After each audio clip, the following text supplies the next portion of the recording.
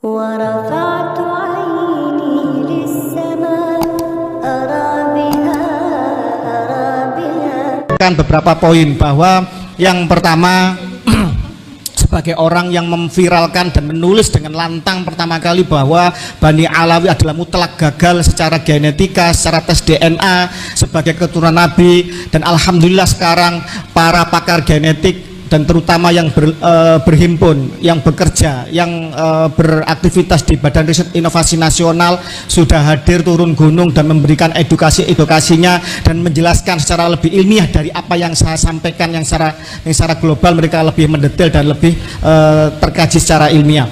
Baik, yang pertama bahwa kita dibentuk oleh seluruh materi leluhur, baik materi leluhur dari ayah, dari dan ataupun dari ibu kita. Ayah kita juga dari ayah ibunya, ibu kita juga dari ayah ibunya. Demikian terus hingga ke Nabiullah Adam dan Ibu Hawa. Dan ini tercatat semua di dalam diri kita. Materi kode-kode genetik seluruh leluhur ini tercatat di dalam diri kita karena kita terbentuk oleh materi leluhur. Itu yang pertama.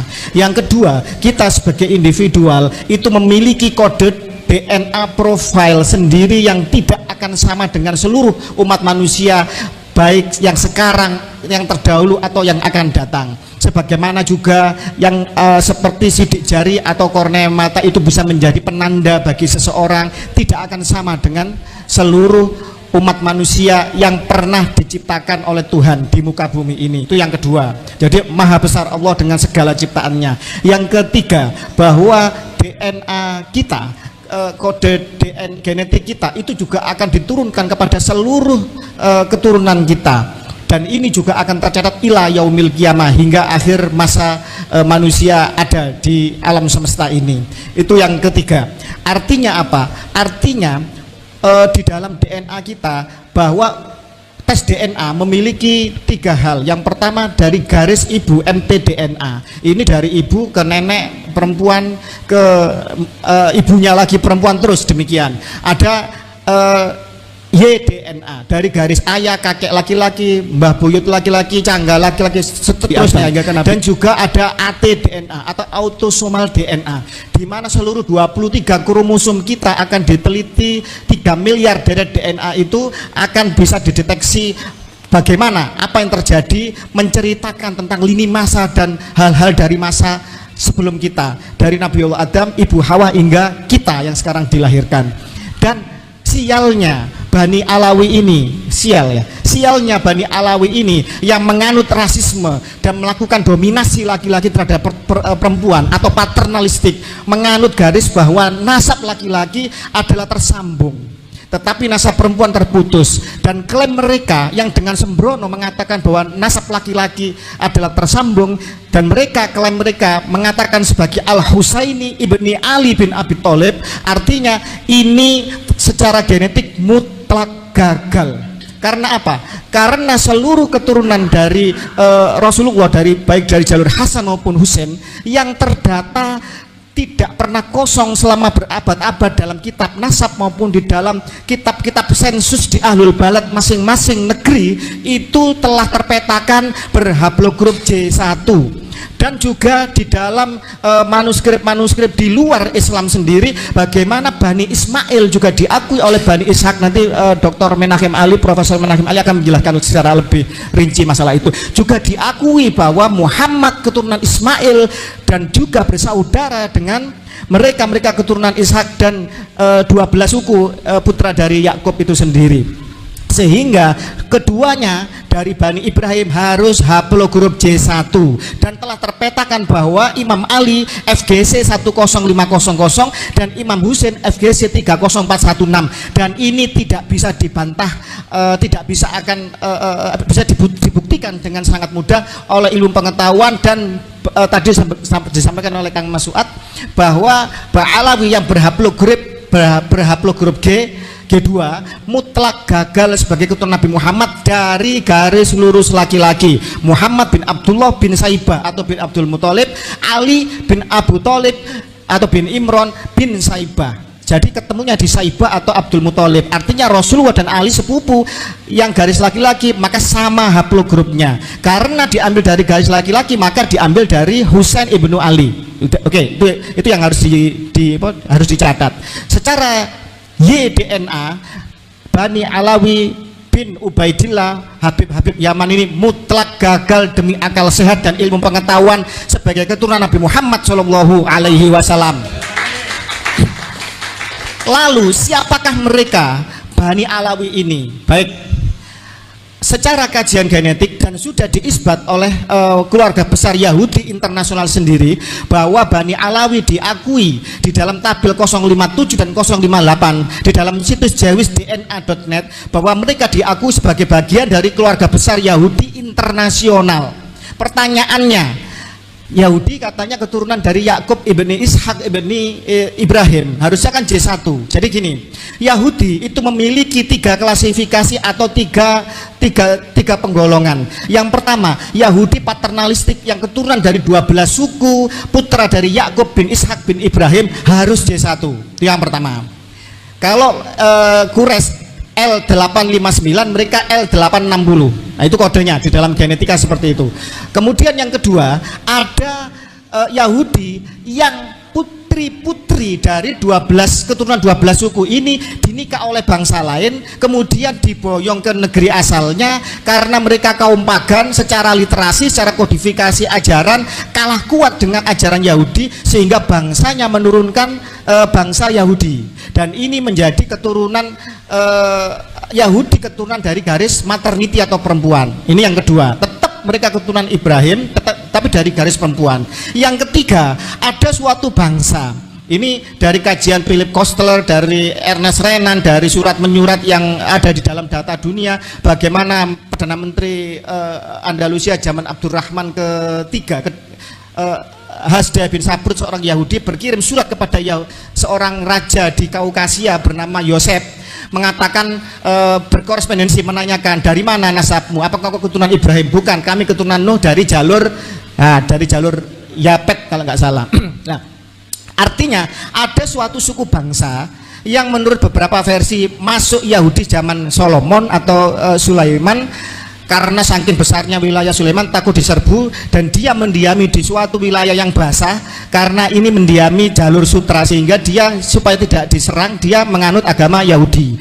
Ada juga yang mengatakan bahwa mereka masuk agama Yahudi ketika terjadi perang salib, macam-macam versi, tapi yang jelas mereka berasal dari Kaukasia, berhaplogrup G, dan setelah musnah mereka masuk ke semua etnis dan ras, dan mereka mencantolkan dirinya sebagai bagian dari keluarga Yahudi internasional. Patut kita pahami bahwa Yahudi dibagi menjadi Yahudi Ashkenazi yang tinggal di Eropa, ini Jerman ke timur, dari Jerman ke timur. Ada Yahudi Separdi yang tinggal di Iberia atau Spanyol dan sekitarnya. Ada Yahudi Mizrahi yang hidup di tengah-tengah bangsa Arab.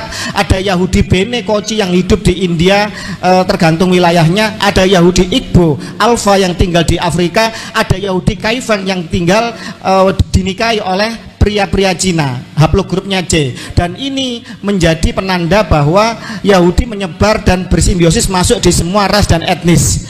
Sekarang pertanyaannya, Bani Alawi golongan Yahudi yang mana?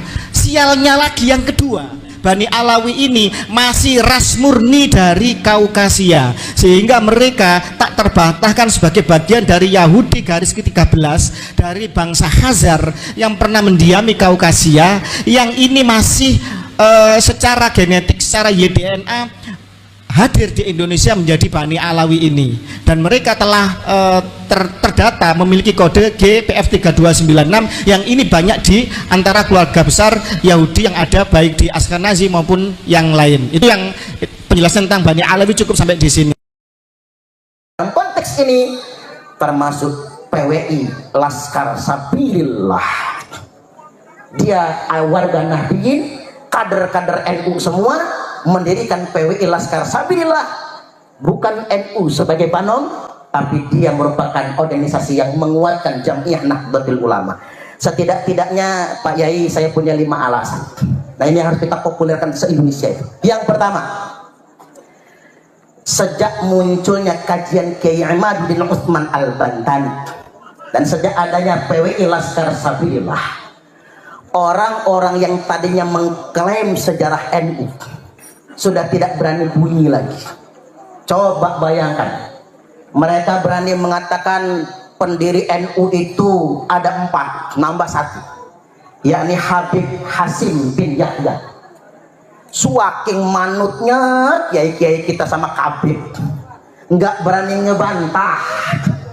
Sampai kemudian ditulis buku yang sengaja untuk membelokkan sejarah Jamiah Nahdlatul Ulama. Para kiai kita mau ada kesungkanan untuk membantahnya. Karena mengapa? Oh, dia cucu Nabi soalnya, Pak. Ada juga Habib yang nyanyi di panggung apa? Habib Rizik gurune NU.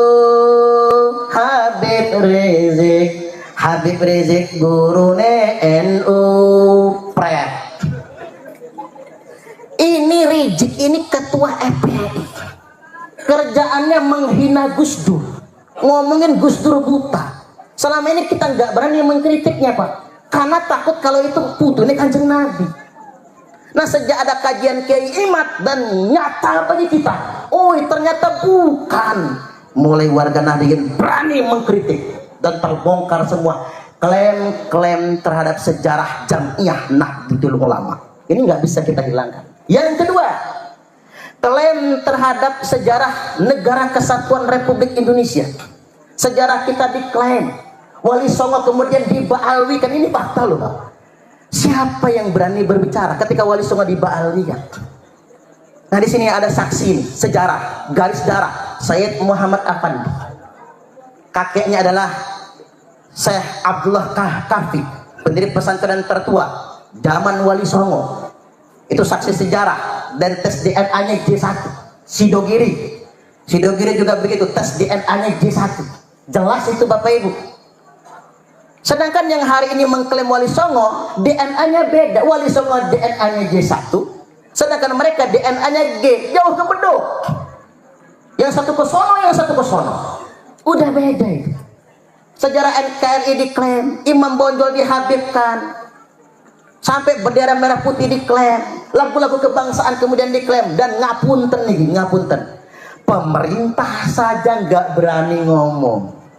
Saya tunggu-tunggu, adakah yang berani ngomong? Hei pemerintah yang digaji oleh rakyat, hei pemerintah yang menikmati kehidupan, digaji oleh rakyat, dibayar oleh rakyat, mana cangkemmu? Ada orang yang mengklaim pahlawan kita, mana cangkemmu? Halo? Ini selain Pak Agus, kalau Pak Agus mendukung kita soalnya.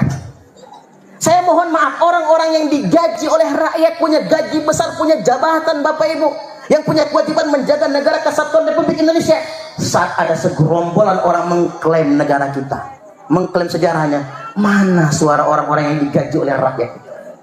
Sejak adanya PWI Laskar Sabilillah, mereka nggak berani lagi mengklaim. Berarti kita menguatkan Bapak Ibu. PWI Laskar Sabilillah ini bukan provokator, menguatkan kehidupan berbangsa dan bernegara kita. Sampai mereka mengatakan Indonesia ini bintu tarik. Sampai kuping kita saja selip dengar itu, Pak. Pikir kita pintu kan? Ternyata nggak pakai huruf P, itu bahasa Arab bintu. Bintu niku Bu artinya anak wedok. Jadi Indonesia ini dikan anak wedok tarim. Bahkan ada yang mengatakan bintu Hadramaut, anak wedok Hadramaut. Bahkan dalam bahasa Arab Amiyah, dalam bahasa Arab Pancaran, bintu itu artinya perempuan yang bisa ditiduri dengan dibayar bisyar. Halo, yang tahu istilah bisyar mana ya? Banyak tahu ya. Perempuan yang bisa tidur gara-gara dengan cara dibayar. Ini kan penghinaan kepada bangsa Indonesia. Dua. Yang ketiga, mereka yang berani merendahkan kiai-kiai NU sekarang nggak berani lagi. Oh, zaman biyen kita tahu betul yang namanya kiai, Bapak Ibu, nggak boleh selevel sama Habib. Apa kata mereka? Satu Habib bodoh lebih mulia daripada 70 kiai yang berilmu. Kaki Habib ahli maksiat lebih mulia daripada dasi kiai yang mengamalkan ilmunya.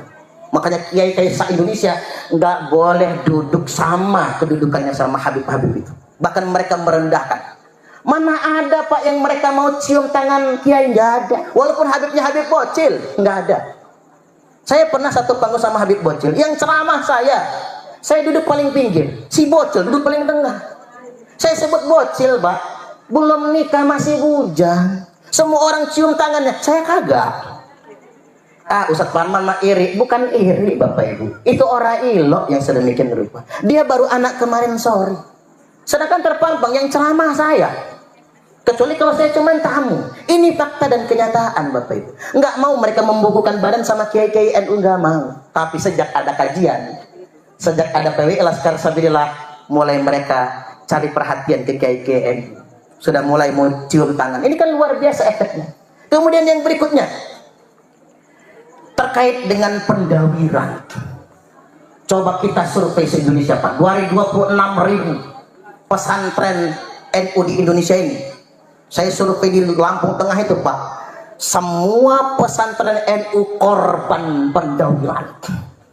Orang bisa datang berhari-hari, bermobil-mobil, minta duit sama kiai-kiai NU, nggak pulang kalau nggak dikasih.